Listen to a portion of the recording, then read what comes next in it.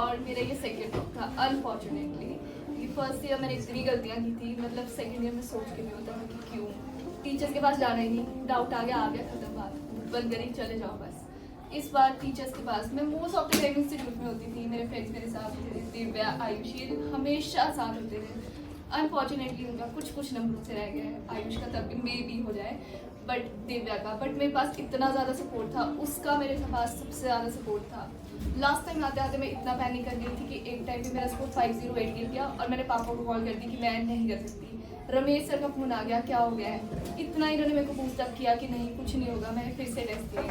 फिर मुझे याद है 2 वीक्स पहले मैं घर चली गई और मेरे को एक दिन रमेश सर का फ़ोन आ गया और फ़ोन हाथ में था और मैं डर गई घर में भाग रही हूँ, मुझे फ़ोन आ रहा है, मुझे डांट पड़ेगी अब कि तू क्यों गई है। बट फिर मेरे को ऐसा हुआ कि नहीं अब ना रिजल्ट के बाद बात करूँगी जब सिलेक्शन हो जाएगी। पर रिजल्ट की सुबह मतलब मैं इतनी चिल थी कि मुझे घर वाले पूछ रहे थे तेरे को इतनी चिल कैसे है, तेरे को टेंशन क्यों नहीं हो रही है।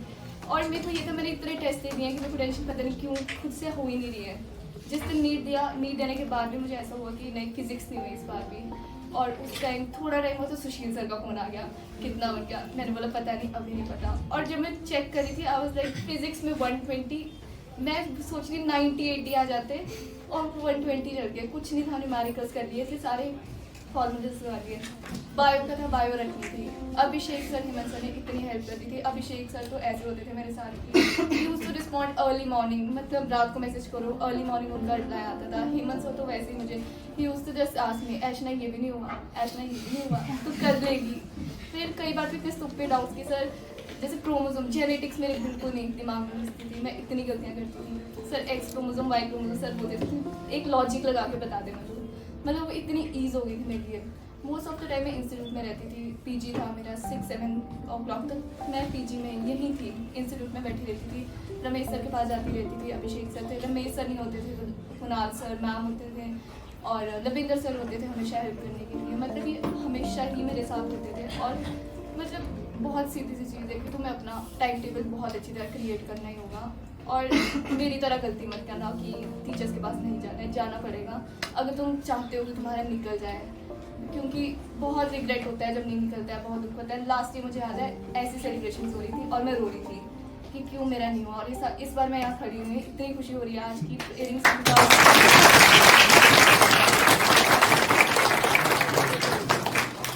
मतलब पेरेंट्स भी प्राउड, आज में खुशी होती है कि घर वालों को कॉल्स आती हैं कि आपकी बेटी की सिलेक्शन हो गई है, बहुत कॉन्ग्रेट्स, बहुत खुशी होती है। मतलब नीट के पिछले दिन ना शाम को आई थिंक अवस्थी सर की कॉल भी आई थी मुझे और 10 मिनट्स टू ही टॉक टू मी एंड इन्होंने सिर्फ मुझे मोटिवेट किया कि तू करेगी, तू कर लेगी।